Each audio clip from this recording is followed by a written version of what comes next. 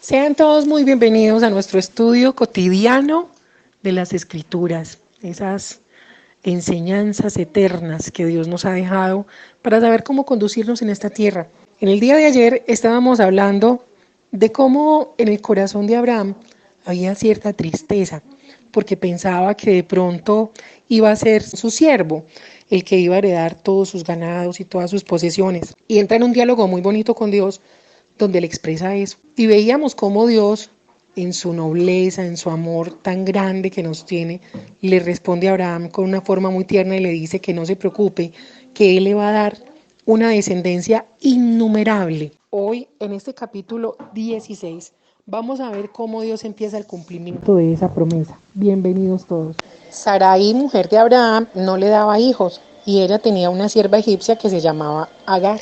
Recuerden que Abraham estuvo un tiempo en Egipto huyendo del hambre que estaba ocurriendo en la zona donde él estaba inicialmente ocupando, que era la zona que Dios le había prometido que sería la tierra para él y su descendencia. Cuando estaban en Egipto, así como Abraham tuvo muchos regalos, probablemente también Sara obtuvo un regalo que era muy común para las mujeres en las cuales el faraón ponía sus ojos. Y recuerden que el faraón tenía sus intereses sexuales en Sarai, a la cual posteriormente se le cambia el nombre a Sara.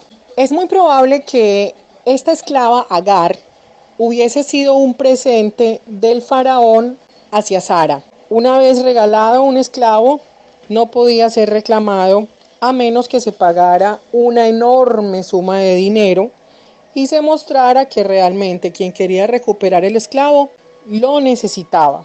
No creo que al faraón le hiciera mucha falta una esclava más, tenía todo a su disposición.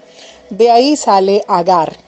Dios le había hecho una promesa a Abraham y entendiendo que ante Dios los esposos son uno solo, para él es como si en un momento dado Sara hubiese dudado e incluso Abraham también.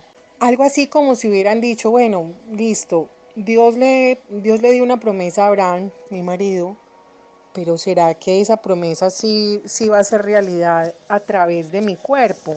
Miremos lo que dice en el versículo 2 del capítulo 16 de Génesis. Dijo entonces Sarai a Abraham, ya ves que Jehová me ha hecho estéril. Te ruego pues que te llegues a mi sierva, quizá tendré hijos de ella. Y atendió a Abraham el ruego de Sarai.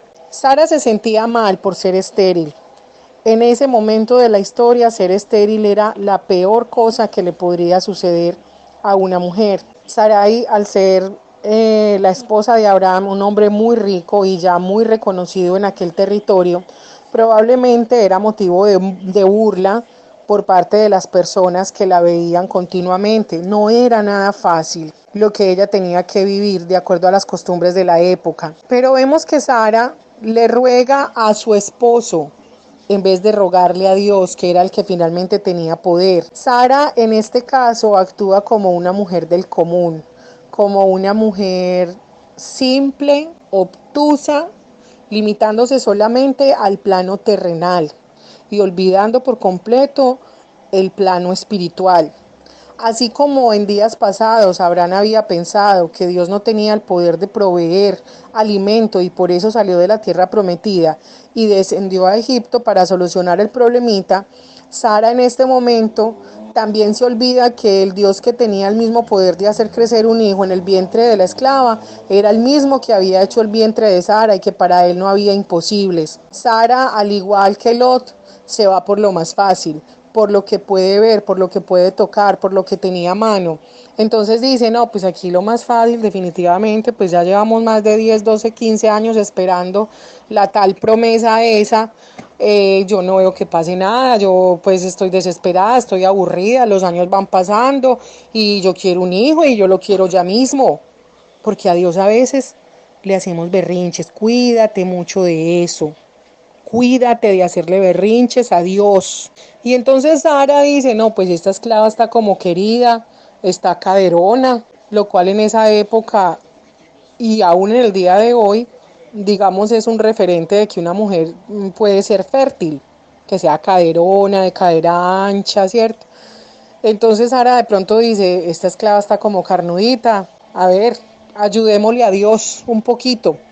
De pronto fue que Dios se olvidó, Él está muy ocupado ahí haciendo cantidad de cosas, ay, qué pecado, ayudémosle. Y cuando tú y yo pensamos así, terminamos embarrándola por secula seculorum, como decían las abuelas. En ese tiempo, si usted tenía una esclava, porque esto no era permitido para que las mujeres lo aplicaran, solo era permitido para que el hombre tomara esclavas, ni riesgos que la señora de la casa se acostara con un esclavo bien querido. Y ahí vemos cómo empieza a marcarse todo el tema del machismo. Mujeres, anótense un punto. Ahí ya después cuadramos con un cafecito. Risas después, continuamos con la clase. Te ruego que te llegues a mi sierva. Es decir, es como si usted, esposo, le escuchara a su esposa decir, ay, mi hijo, ve, pues ahí está Tatiana de los Ríos o Natalia París o una vieja bien querida. Ay, mi hijo, ¿usted por qué no se acuesta con ella? Hágame ese favor.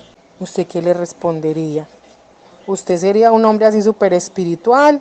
¿O sería así tan formal como Abraham, tan querido, tan dispuesto? Yo creo que es la primera vez en la historia que se registra que un esposo de inmediato hace caso a lo que su esposa le dice.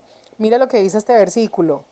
Y atendió a Abraham el ruego de Sarai, tan formal ese esposo. Pero entonces resulta que toda esta costumbre tenía todo un protocolo, obviamente. Eso no era pues que Abraham iba a hacer pues la fiestipiñata con la esclava esta a solas, en el jacuzzi, el bikini, el triquini, la copita de vinito, la cancioncita esta de reggaetón, pues como para animar la cosa, porque el reggaetón es pornografía auditiva. No, o sea, todo eso tenía un protocolo muy tremendo y una de las cosas que más resalta dentro de ese protocolo, dentro de esa parte cultural, era que durante todo el acto el esposo no podía soltar la mano de la mujer, pues de su esposa oficial, para hacer claridad en eso. Mira lo que dice el versículo 3. Y Sarai, mujer de Abraham, tomó a Agar, su sierva egipcia, al cabo de 10 años que había habitado Abraham en la tierra de Canaán, y la dio por mujer a Abraham, su marido. Entonces, en ese versículo, recuerden, tenía que ser un acto sexual en el cual estaba de acuerdo la esposa, el esposo, y pues la esclava obviamente no tenía opción de decir si le parecía o si no le parecía, porque pues obvio era esclava. Pero sí que quede muy claro que tenía que cumplirse esa parte de que no podía tomar la mano de su esposa. Eso era algo así como ser un solo cuerpo tomándose de la mano mientras su esposo tenía una relación sexual íntima con una tercera persona. El hijo que se concebía, la esclava no tenía derecho alguno sobre él.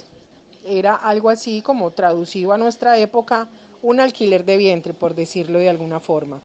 Después de esto dice la escritura en el versículo 4, y él se llegó a Agar, la cual concibió, y cuando vio que había concebido, miraba con desprecio a su señora. No es la primera vez que vamos a mirar en la Biblia que una mujer mire a otra con desprecio por el hecho de que la otra es estéril. Y aquí estaba pasando eso. Miren las consecuencias cuando luchamos en nuestras fuerzas, cuando no sabemos esperar en los tiempos que Dios nos da, cuando nos desesperamos, cuando víctimas de la sociedad de lo inmediato, queremos la solución ya mismo y empezamos a hacer berrinche. Aquí empieza a forjarse lo que hasta nuestros días se conocerá con el nombre del conflicto del Medio Oriente.